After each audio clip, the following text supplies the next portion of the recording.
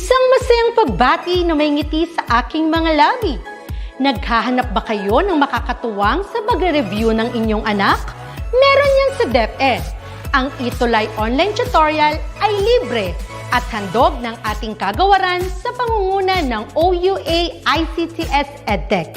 Ito ay isang proyektong makatutulong sa mga mag-aaral, katuwang ang mga magulang o kasama sa kani-kanilang tahanan para masagutan at maunawaan ang mga modules. Hangad din ng programang ETUlay ang matulungan ang ating mga guro sa kanilang mga blended learning classes. Ang ating ETUlay ay mula kinder hanggang senior high school. Bukod sa academics, meron din tayong mga special programs gaya ng All is Wellness, Reading and Math Remediation, Storytelling, Mommy Tech Talks, Classes sa Gramatika, Speech Class, Financial Literacy, at marami pang iba. Pinalawig din ng ETUlay ang ating Alive program para sa mga mag-aaral mula grade 1 hanggang grade 3. Gayun din ay mayroon tayong ALS program at SPED tutorials na makasisigurong makakamit ng lahat ang inclusive education. May SPED hotline na rin para sa inyong mga katanungan patungkol sa special education. Kaya, subaybayan mula Lunes hanggang Biyernes, mula 9:00 ng umaga hanggang 7:00 ng gabi ang ating ETUlay. Sa ating pagtutulungan, maiaangat natin ang bawat isa. Ating itutulay ang pagkatuto upang di mapigil ang pag-aaral ng kabataang Pilipino. Itulay natin ito, sulong edukalidad.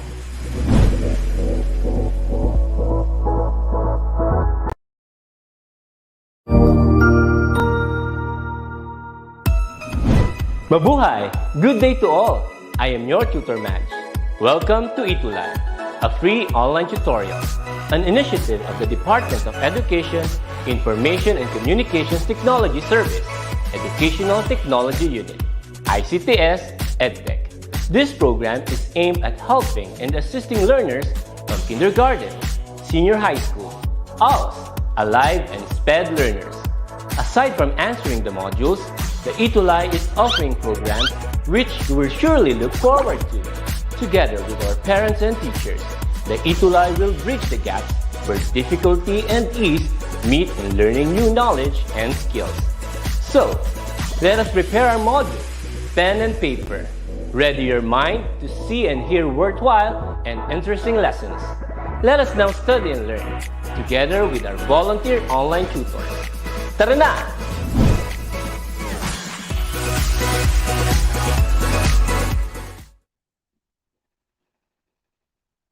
Isang mapagpalang gabi po sa ating lahat. Muli, ako nga po pala si Tutor Chari, ang inyong science buddy mula sa Alternative Learning System, Learning Strand number 2 High School. Alright, bago ko batiin ang buong mundo at ang ating mga manonood, ay gusto ko muna sabihin sa inyo na Happy New Year at welcome 2022. Kamusta na nga ba kayo mga minamahal naming manonood dito po sa DepEd ETUlay ALS session? Alright, kami po dito sa DepEd EdTech Unit, DepEd Philippines at DepEd ETUlay ay naniniwala na ang taong 2022 ay ang taon ng bagong pagkatuto sa ating lahat. Alright, maraming salamat po sa inyo. At bago po natin pasimulan ang ating session para sa araw na ito ay nais ko muna kayong kamustahin. Kamusta na nga ba kayo, mga minamahal kong ALS learners, viewers, and students? As the moment ay muli na naman po tayong naghihigpit sa lahat po ng mga protocols ng ating gobyerno dahil as the moment ay meron pong bagong variant ng COVID-19 which is the Omicron na nakapasok sa ating bansa. So isa ito sa mga variant ng COVID-19 na kung saan ay medyo madaling maipasa. So mga minamahal naming viewers, learners, and student, kami po dito sa DepEd EdTech Unit, DepEd Philippines at DepEd ETUlay ay makikiusap na sana ay sundin natin ang mga safety protocols ng DOH, ng ating IATF, ng ating mga local government unit, and also lahat po ng mga safety precautions na ginagawa ng ating mga barangay.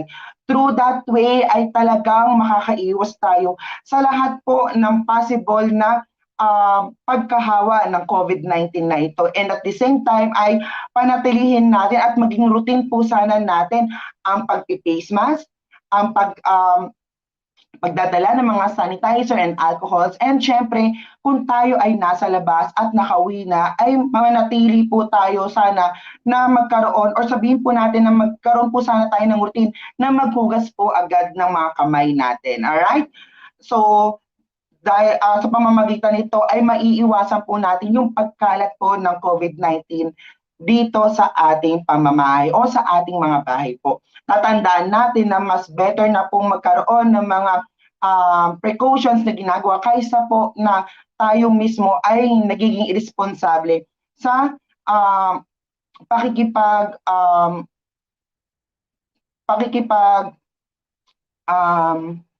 yun. Opo. Tayo po ay maging responsable po na mamamayan ng ating Pilipinas. Alright, so sorry po. As the moment, kung mapapansin niyo po mga dear learners, viewers, and student, medyo paus po si Tutor Chadi. Siguro dala na rin po ng kalamigan na naranasan natin ngayon sa buong mundo. So mag-take po tayo ng maraming vitamins at uminom ng maraming tubig. Alright? Maraming salamat po. So as the moment, batiin po natin ang lahat po ng ating mga manonood. Magandang gabi po sa inyong lahat. Trebla, watching from Lake Cebu National High School, Cotabato Division. Ganun din sa iyo, Nina Abkilan, watching from ALS Virginville, Las Piñas, under Ma'am Maria Kikosa, si Reduban Alin, magandang gabi sa iyo and happy New Year po sa ating lahat. Ganon din kay Shamel, magandang gabi po sa ating lahat. Alright, atin na pong umpisahan ang discussion for today. As the moment po ay magkakaroon po tayo ng usapin tungkol sa the cause of environmental degradation na kung saan ay malaking tulong po at malaking pong impact kung ito po ay ating mapapakinggan. Ngunit bago po natin totally pag-usapan ang the cause of environmental degradation, ay mangyari lamang po na i-share natin ang ating live session sa gabing ito. Pakipollow din po kami and like ang ating mga official DepEd page, katulad po ng Facebook and YouTube. Alright? And again, sama-sama po natin i-share ang ating live para mas marami po tayong matutunan. Hindi lang po sa aming session, kundi sa lahat po ng sessions ng ating DepEd ETUlay. Alright? So, bago natin umpisahan ang discussion para sa the cause of environmental degradation, ay mangyari lamang na magkaroon tayo ng konting activity para sa ating review. Let us check what you have learned last year or the last session. Choose the correct answer from the choices and write it down in your paper or comment box. All right? Magaling. Question number 1. What is the major cause of our garbage problem? A. Animals that scatter the garbage. Letter B. Garbage collectors who do not collect on time. Letter C. Jaryo, bote, people who collect plastics and scrap metals only rather than collecting all the garbage. Or letter D. Growing numbers of population that results in the increase of activities they'll be producing more garbage. Comment down your answers, mga ka-ALS. Ano kaya yung major cause kung bakit nagkakaroon tayo ng garbage problem? Alright, may nakita na akong mga sagot. Thank you so much at naniniwala ako na ito ay inyong napakinggan. The answer for number 1 is letter D. Tatandaan natin mga ka-ALS na kapag dumadami ang populasyon sa isang lugar, ay for sure ay magkakaroon din tayo ng problema sa basura dahil mas marami ang nagiging needs or mas marami ang nagiging demands ng mga taong nakatira sa iisang lugar lamang. Alright? That is number 1, letter D. Number 2, what does recycling mean? A, mixing the garbage to break them down into small pieces. Letter B, using materials over and over again. Letter C, collecting trash from house to house using a bicycle. Or letter D, sorting of one's garbage into different types. Comment down your answers, mga ka-ALS.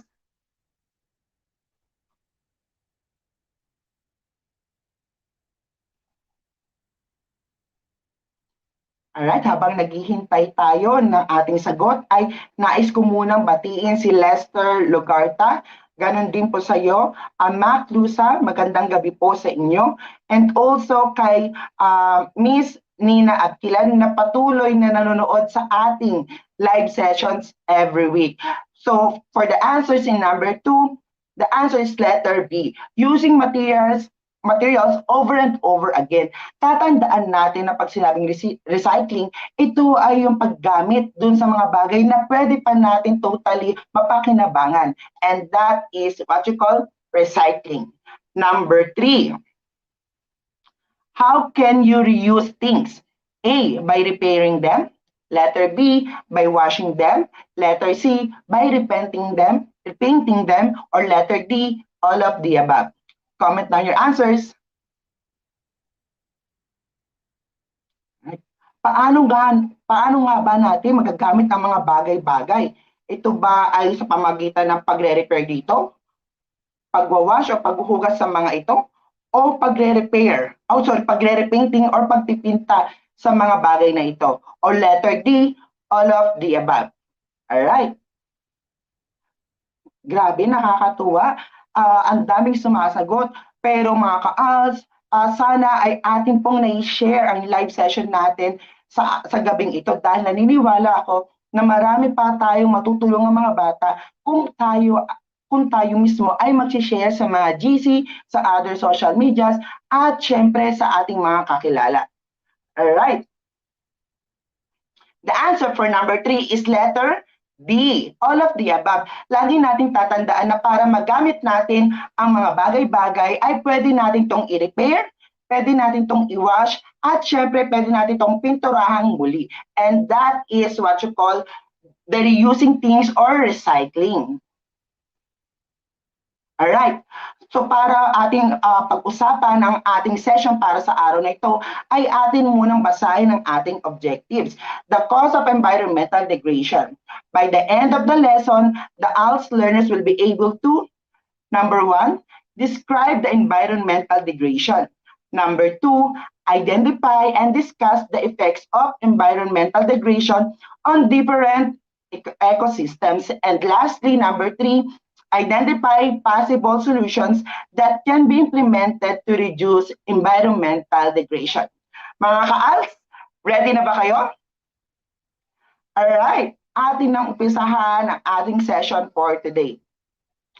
But before that, let us first study again and discuss the ecosystem. An ecosystem is a community of organisms interacting with one another and with chemical and physical factors like sunlight, water, soil, and the nutrients in the soil that make up their environment. Kung ating babalikan mga ka-ALS ang ating pinag-aralan or ang ating session nung mga nagdaang linggo ay ating na-discuss na ang ecosystem. So, ano nga bang ecosystems? Ang ecosystem ay interaction ng lahat ng mga factors katulad ng mga non-living things and living things in our community or in our environment. Ano-ano nga ba ang factors na ito? Kapag sinabi natin na living things, ito ay tumutukoy sa mga biotic components. Ang lahat ng mga member dito ay lahat ng mga may buhay, katulad na lamang ng mga hayop, halaman, o tayo mismong mga tao. At meron pang isang tinatawag na abiotic component. Itong mga abiotic component na to ay mga non-living things na kung saan ay hindi man natin totally nakikita at nararamdaman, ngunit malaki ang tulong nito sa ating environment. Katulad na lamang ng sunlight, ng air, ng temperature, at madami pang iba.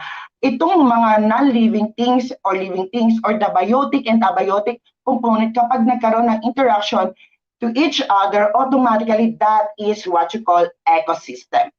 Alright? Ecosystems depend greatly on the environment.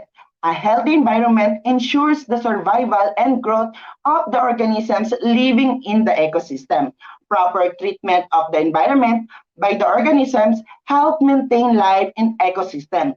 With these conditions, balance is maintained. So lagi nating tatandaan na lahat ng bagay na sosobra ay mali at lahat ng bagay na kakaunti lamang o hindi namimit ang demand ay magiging imbalance or pagkakaroon ng hindi tamang balanse sa ating ecosystems. So para masolusyonan natin yan or para ma-solve natin yan, ay kinakailangan na tayo mismo mga tao and as well all the other factors dito sa ating ecosystem or our environment ay dapat nag-meet at nagkakaroon ng interaction ng safe and towards in the progression of our environment and community.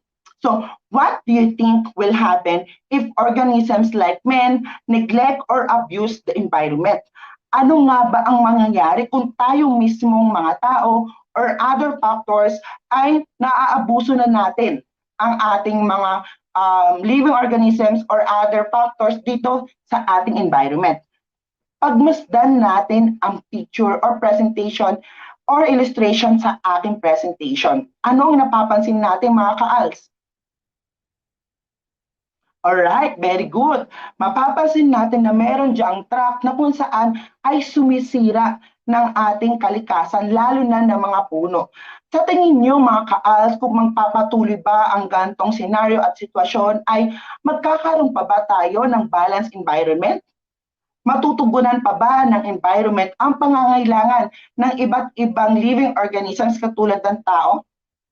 For sure, hindi.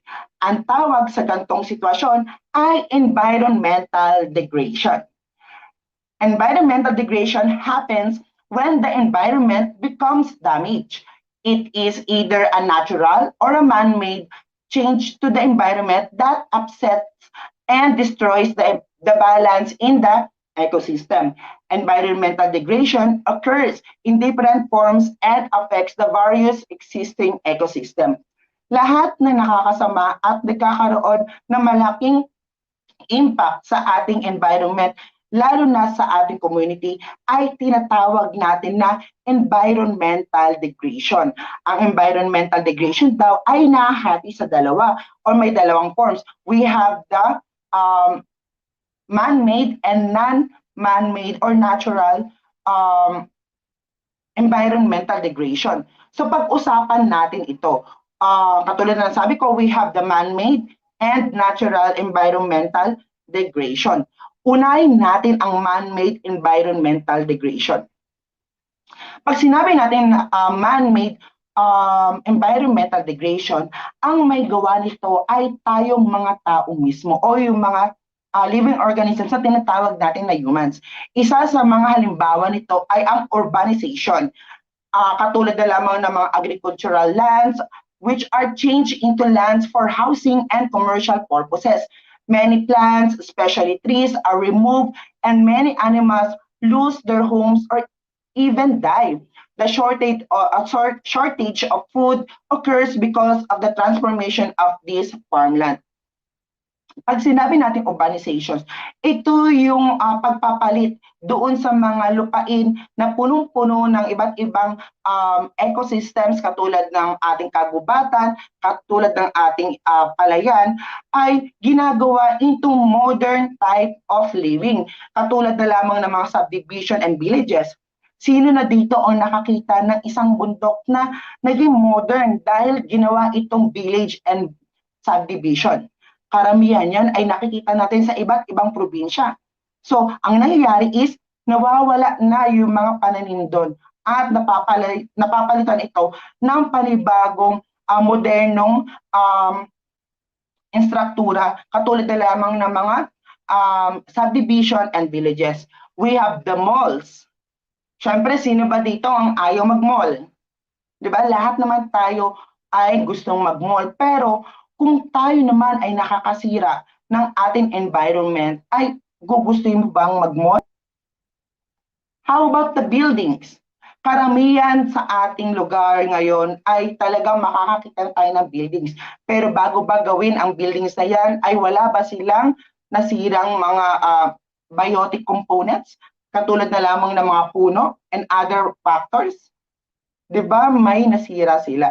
So isa ito sa mga tinatawag natin na man-made environmental degradation. At nandiyan din ang ating amusement parks. Okay? Kasama ang amusement park sa mga tinatawag natin na man-made environmental degradation. Ano naman yung mga natural environmental degradation? Ito yung tinatawag natin na environmental degradation na kung saan ay mismong likas na yaman ang nakakapinsala. Okay? Katulad na lamang ng volcanic eruption. Okay? Alam naman natin na sobrang mapanganib ang pagsabog ng mga bulkan. At marami ang naapektuhan dito. Marami ang nalulubog sa mga lahar, marami ang natatabunan ng mga bahay, maraming mga living organisms katulad ng mga puno, ng mga hayop ang namamatay because of the volcanic eruption. Okay? Pero bigyan ko lang kayo ng trivia ha. Pag nagkakaroon ng mga volcanic eruption, my dear learners, viewers, and students, ay nagkakaroon din ng malaking ng posibleng pagtaba ng lupa dahil yung mga ibang nutrients and other factors katulad ng mga minerals ay nailalabas ng mga ng ating bulkan sa pagsabog nito. Ngunit hindi natin maiiwasan talaga na makakita ng mga bad effects ito katulad ng mga paglubog ng mga bahay dahil sa lahar, pagkasira ng mga ating kagubatan dahil sa mga ashes nito and other factors. Ngunit pagdating sa mga natural environmental degradation, nangunguna ang ating volcanic eruption. Pangalawa, nandyan ang mga floods. Okay? Maraming palayan ang nasisira pag nagkakaroon ng pagbaha or floods. So, isa rin siya sa tinatawag natin na environmental degradation.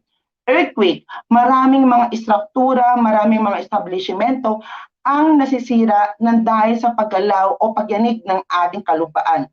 And that is earthquake. At kakatapos lang, ang tinatawag natin na typhoons o mga bagyo. Itong nakalipas na December ay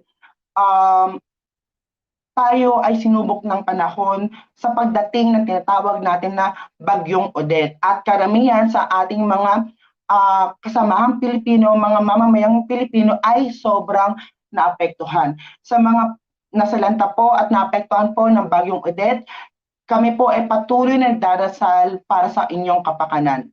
Okay po? Huwag po kayo mag-alala. Alright? So that is the natural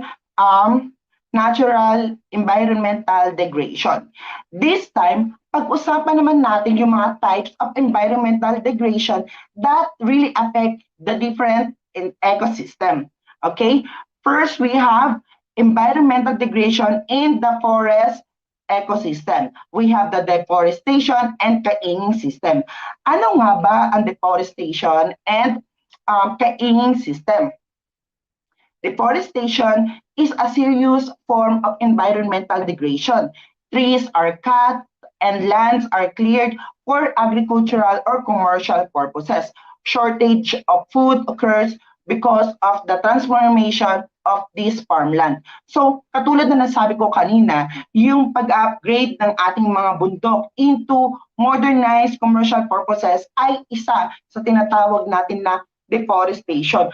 Marami ang naapektuhan dito. Unang-una ang yung mga individual, mga living organism na nakatira doon sa lugar na kinakat or sa mga lugar na kung saan ay naku-commercialize ang isang lugar, ang isang specific na lugar.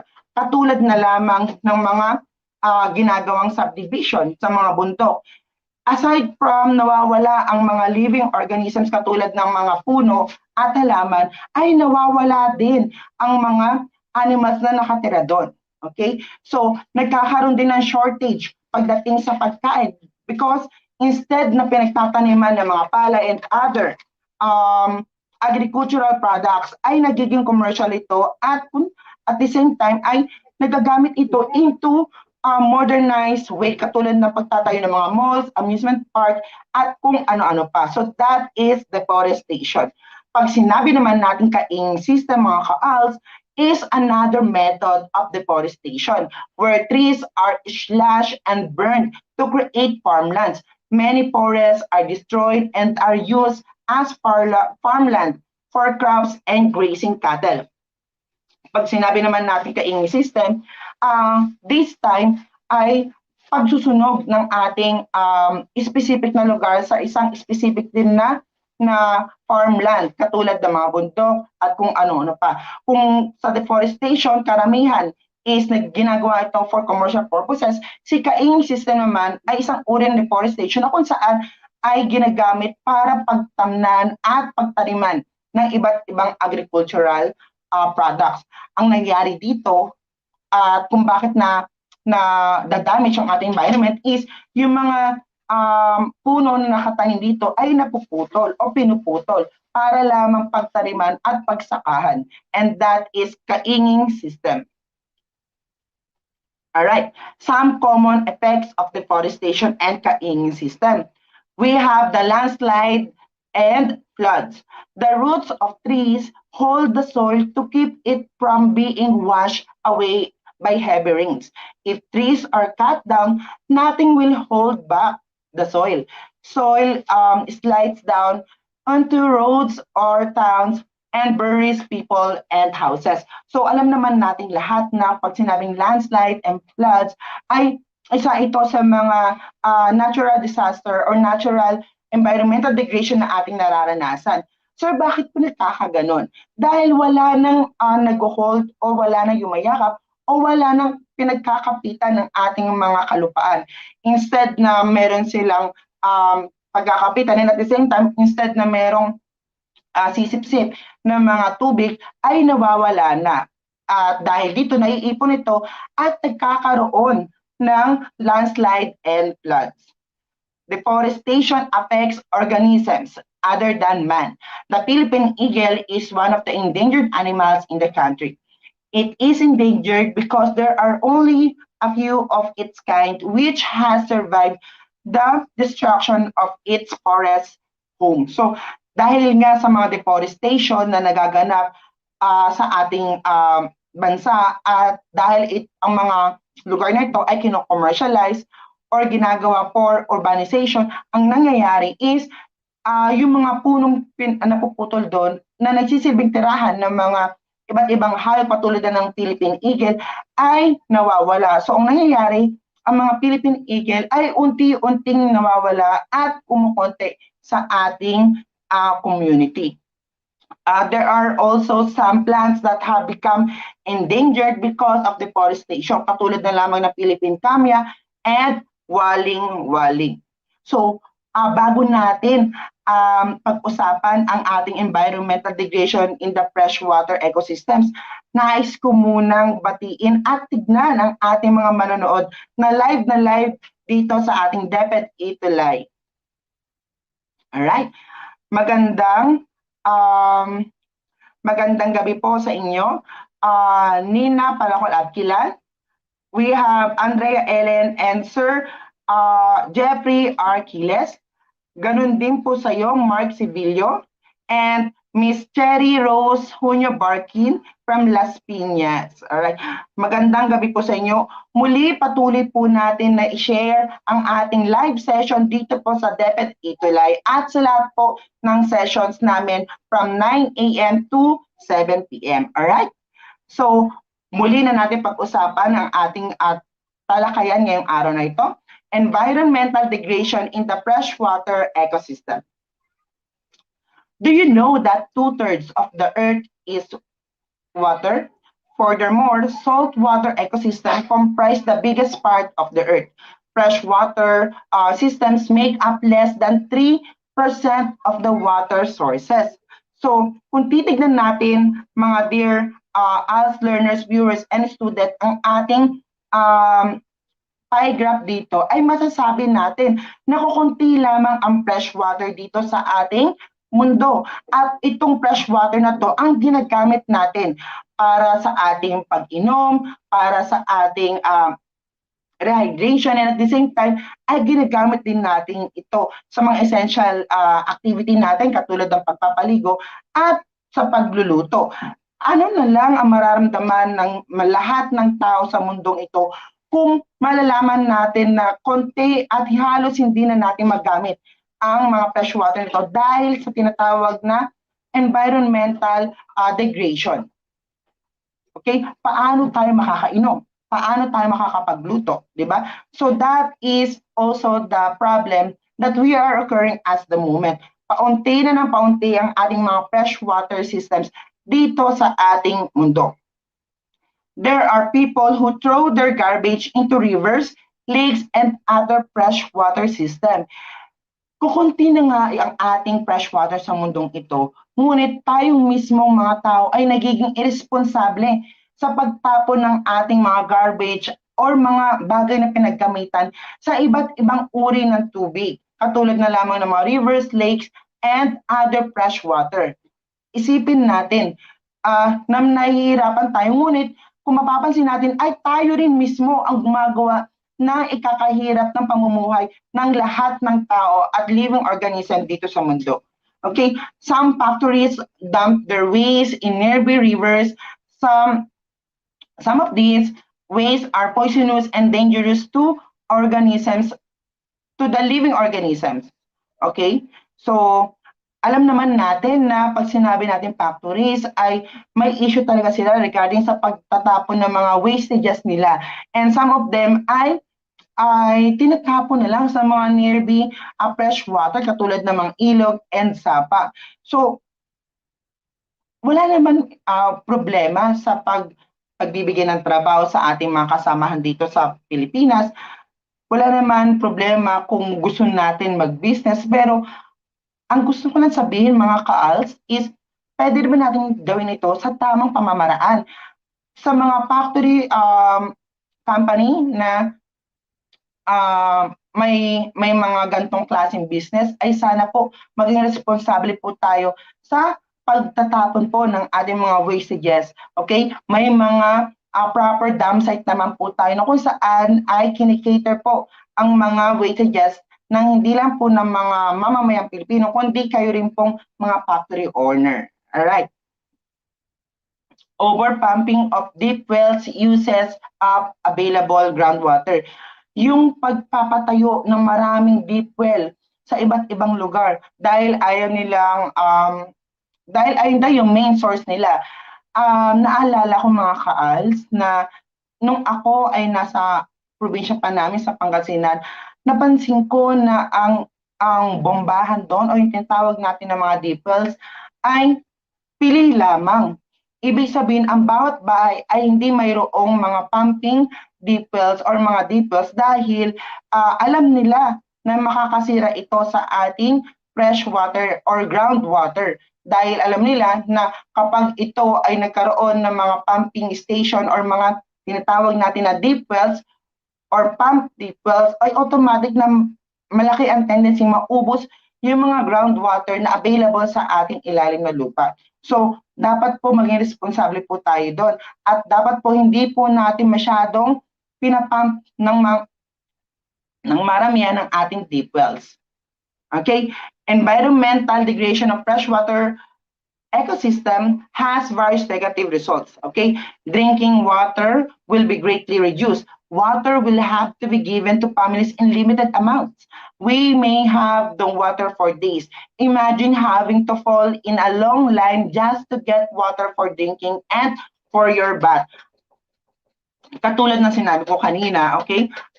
Kung tayo mismong mga tao na naninirahan dito sa ating mundo ay magiging irresponsable sa paggamit at pagtapon ng mga basura pinagamitan natin, at kung ito ay patuloy na tinatapon natin sa mga fresh water types katulad ng mga ilog, ng mga sapa at kung ano-ano pa ay tayo rin mismo ang mahihirapan. Magiging limitado na ang pag-inom natin at paggamit ng water sa iba't ibang activity natin katulad ng pagluluto at madami pang iba. Contamination or pollution of the freshwater systems. Contamination or pollution of freshwater systems will also lead to the death of many microorganisms in the ecosystem. Eventually, all marine organisms may become endangered and some may even become extinct. Alam naman natin kung patuloy natin gagawin ang pagtatapon at pagkakaroon ng irresponsableng mga moves dito sa ating mga other types ng fresh water ay for sure mamamatay yung ating mga uri ng fresh water na napapakinabangan natin.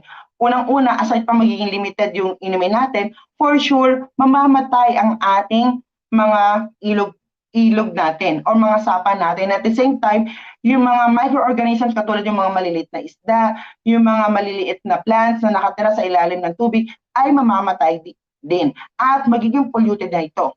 Isa sa mga sinisave ng ating gobyerno as the moment ay ang ilog Pasig. Okay? Alam naman natin na napakaganda ng ilog Pasig nung unang panahon. Pero as the moment ay muli itong binubuhay ng ating gobyerno.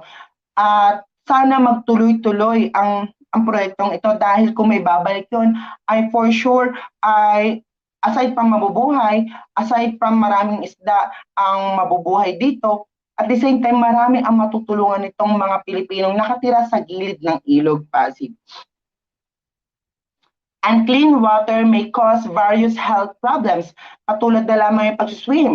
Swimming in dirty rivers or lakes may cause skin diseases and allergies. Contaminated drinking water may cause digestive disorders and diseases, poisoning, and even lead to the death. So, alam naman natin na pag tayo ay na-contaminate na maruming tubig na galing sa mga fresh water, ay for sure pwede tayong magkaroon ng sakit dito. So, mga kaas, mga students and viewers, at sa lahat po ng ating taga-subaybay dito sa DepEd ETUlay, tulungan niyo po ang ating gobyerno at magkaroon po tayong responsableng pagtapon po ng mga basura sa ating community. Magtapon po tayo sa tamang tapunan. At the same time, ay huwag sana tayong maging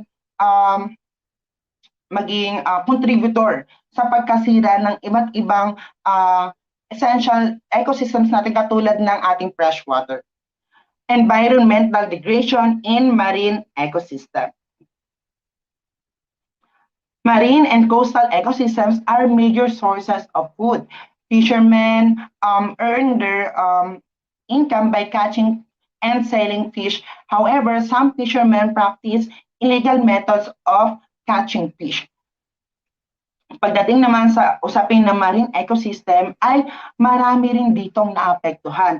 Isa na dito ay yung mga ganid ng mga fishermen o mga mangingisda. Dahil sa kagustuhan na magkaroon sila ng maraming huli ay gumagamit sila ng mga illegal na pamamaraan katulad na lang ng dynamite fishing. As the moment ito ay pinagbabawal na ng ating gobyerno at kapag ikaw ay isang mangingisda na nakita at nagkaroon ng pruweba or ebidensya na nagkakandak ka o ginagawa mo yung proseso ng dynamite fishing, ay for sure ay mahuhuli or may malaking posibleng makulong ka. So sana po sa lahat po ng mga fishermen natin dito or fishermen dito sa ating bansa ay mangyari sana na gumamit po sana tayo ng tamang pamamaraan ng pagkuha or pangingisda po. Coral reefs are the homes of many marine creatures. Fish lay their eggs there. Coral reefs also help in preventing seawater from flooding populated areas near the sea. So alam naman natin na when we talk about coral reefs, ito ay isa sa mga tirahan ng ating mga living creature na nakatira sa ating mga marine ecosystems katulad ng mga maliliit na isda. Dahil ang coral reefs ay isa rin sa pinag-iitlogan or pinaglalagakan ng another members ng kanilang lahi.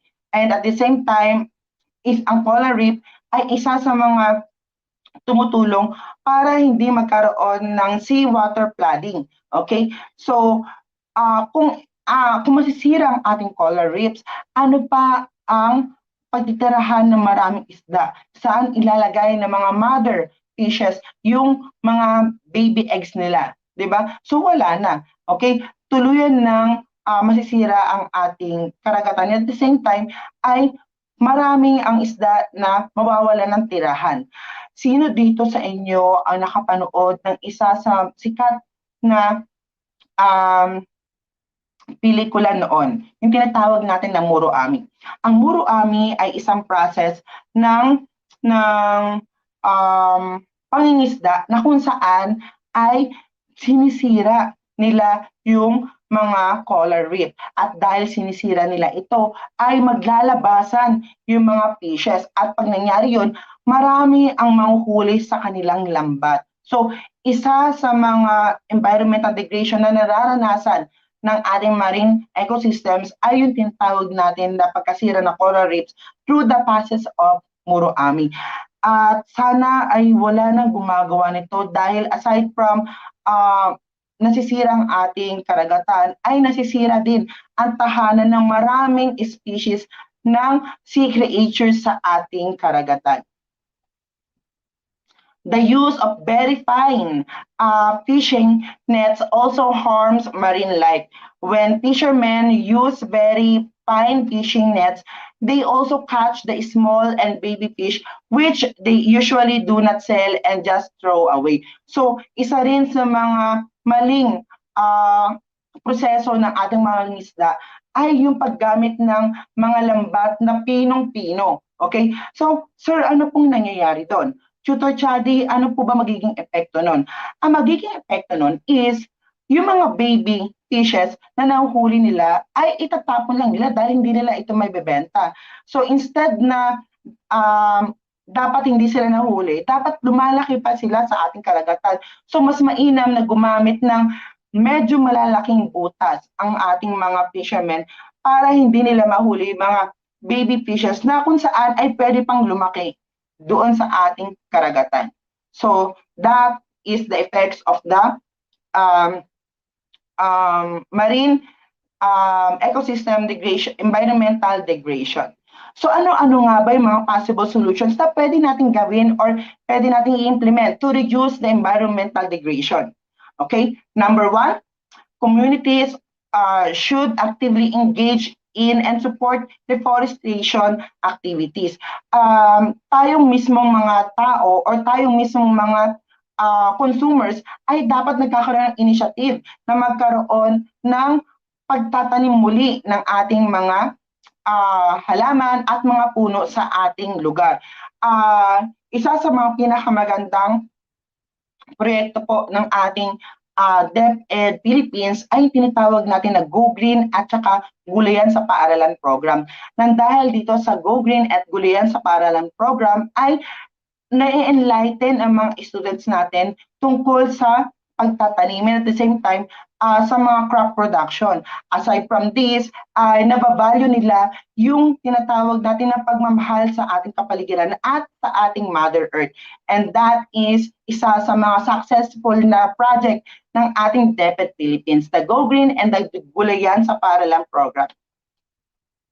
Number two, clean the river and lakes by dredging the waste and garbage that have accumulated. So, maging isa rin tayo sana sa mga participants na naglilinis ng ating mga rivers, ng ating mga lakes, at kung ano-ano pang bodies of water na pwede natin pagkuhanan ng mga pagtatapon ng irresponsableng mga kasama natin doon sa mga yamang tubig na ito. Sana magkaroon tayo ng initiative na magpulot, magwalis, at tusukin yung mga basura na nakikita natin sa mga yamang tubig na ito. Alright? Water pollution control laws should be enforced. The waste that industrial plants drain off into bodies of water should be monitored and controlled. Ito naman ay para sa mga establishmento at mga may business na kung saan nagtatapon ng mga waste product sa ating mga bodies of water. Okay, as the moment ay marami ng laws ang naibigay dito at karamihan naman sa kanila ay sumusunod na. And at the same time ay nakakatuwa dahil active naman na nagpa-participate ang ating mga negosyante tungkol sa batas na ito. Garbage should not be thrown into rivers, lakes, and other bodies of water. Which is tama naman. Dapat hindi natin tinatapon yung mga basura natin sa ating mga yamang tubig, katulad ng mga rivers, ng mga lakes, and even the seas. Magkaroon sana tayo ng proper disposal sa ating mga bahay. Pwede natin separate yung mga nabubulok, yung mga di nabubulok, at yung mga toxic or yung mga bagay na very harmful. And at the same time, pwede rin natin i-separate yung mga recyclable na bagay na pwede pa natin magamit katulad ng mga bote, dyaryo, at madami pang iba. 5. Water should be recycled. Water used to rinse clothes may be used to water the plants. Yes, totoo yan.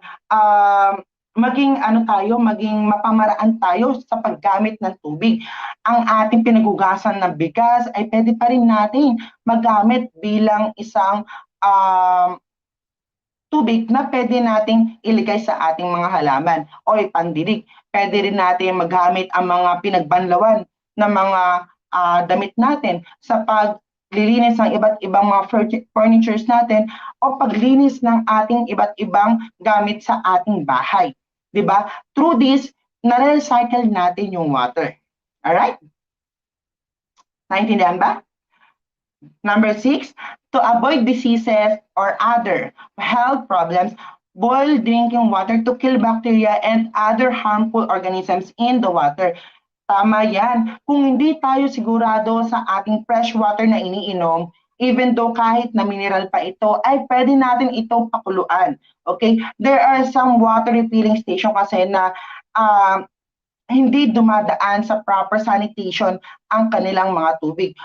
Kung tayo mismo ay kinakabahan at hindi ganun kakomportable at kasigurado sa mga iinumin natin, pwede natin pakuluan itong mga tubig na ito para tayo mismo ay ensure na safe ang ating iinumin. Alright? That is our lesson for today, the environmental degradation in the ecosystems. Kamusta na kayo mga ka-ALS? Marami ba kayo natutunan? Alright, very good. Basahin ko lamang ang ilan sa mga comment ng ating mga manonood dito. Very good, Nina Abkilam, planting trees, proper waste disposal. Ganun din kay Shamel sa active participation. Kay Ismael Mortala, huwag mag-alinlangan sa isang tao kapag sinasabi nila ang totoo. Pinakalala ko ng kaibigan ko sa platform na ito kay Miss Maria. Miss Maria, thank you so much po sa pagpapakilala kay Ismael Mortala. At dahil dito ay syempre mas marami pa tayo natututunan sa ating mga napapakinggan dito sa DepEd ETUlay. Alright, mga ka-ALS, viewers, learners, and the students, are you ready for our activity for tonight? Very good. Let us check what you have learned this day. Choose the correct answer from the choices and write it down in your paper or comment it in our comment box. Are you ready? All right. Number 1, the process in which a forest is cut down, burned, or damaged. Is it letter A, deforestation, letter B, ecosystem, or letter C, urbanization? Comment down your answers. Ano kaya ang sagot para sa ating number 1? Alright. Magaling. Ang dami kong nakikitang sumasagot. Thank you so much po. By the way, magandang gabi sa iyo, Sir Arnulfo Canyasal III from San Antonio National High School, Parañaque. Alright, the answer in number 1 is letter Letter A, deforestation. Lagi nating tatandaan mga ka-ALS, mga students, learners, and viewers na kapag ang pinag-uusapan natin ay process in which a forest is cut down, burned, or damaged, ito ay tumutukoy sa deforestation. Magaling! Number 2, the process of reusing materials. Is it letter A, deforestation, letter B, ecosystem, or letter C, recycling? Comment down your answers. Ano kaya daw yung process ng pagre-reuse ng mga materials na ating nakuha sa pag-segregate ng basura? Is it letter A, deforestation, ecosystem kaya, or letter C, recycling? Alright, the answer for number 2 is very good. Letter C, recycling. Alright, number 3, it involves the changing of forest areas and habitats into lands for housing, roads, and industry. Is it letter A, deforestation, letter B, urbanization, or letter C, recycling? Comment down your answers. Ay, sorry. Sorry mga ka-ALS, aking napindot ang aking presentation. So, the answer for number 3 is urbanization. Lagi nating tatandaan mga ka-ALS na kapag ang isang changes na nagaganap sa ating ecosystem ay for the commercial purposes, ito ay tumutukoy sa mga urbanizations. Katulad na lamang ng pagpapatayo ng mga subdivision, ng mga villages, mga malls, buildings, and other forms of commercialization na nagaganap sa ating environment, that is urbanization. Alright? Number 4, it is a community of organisms interacting with one another and with chemical and physical factors making up their environment. Is it letter A, ecosystem, letter B, urbanization, or letter C, recycling? Comment down your answers. Ano kaya ito? Alright. Habang naghihintay tayo ng kasagutan, nais ko muna pong batiin sila Sir Elmar Fernandez. Magandang gabi sa iyo, watching from San Antonio High School, Parañaque. Ganun din kay Romeo Avancenia, kay Sir Jeffrey Quiles, at sa lahat po ng ating manonood all over the Philippines and all over to our world. Alright, the answer for number 4 is letter A, ecosystem. Lagi natin tatandaan mga ka-ALS na pag sinabi natin interaction ng living organism and non-living organism in our ecosystem, in our environment, that is ecosystem. Alright? At bago ko po tuluyang tapusin ang isang araw na puno ng pagkatuto, ay nais ko munang banggitin ang mga salitang ito. Save the environment, save the earth, and save yourself. Mga dear ALS learners, viewers, and students, maging responsable sana tayo sa lahat ng actions na ating gagawin sa ating pamumuhay. Ang pagtapon ng tamang basura sa mga proper dump sites o sa mga proper disposal bins ay malaking tulong para ma-save natin ang ating kapaligiran and our Mother Earth. Mangyari din sana na maging routine natin ang pagtatanim ng ating plants or mga halaman, even the trees in our community. Through this, masisave natin ang ating environment at huwag ikakayang ang tumulong sa ating komunidad. Ayun lamang po. Muli, ako po si Tutor Chadi, ang inyong science buddy mula sa Alternative Learning System Learning Strand number 2 High School. At bago ko po iwanan ang ating araw na puno ng pagkatuto, ay nais ko kayong bigyan ng isang katagang, mahalin natin si Rita. Dahil kay Rita, reading is the answer. Salamat!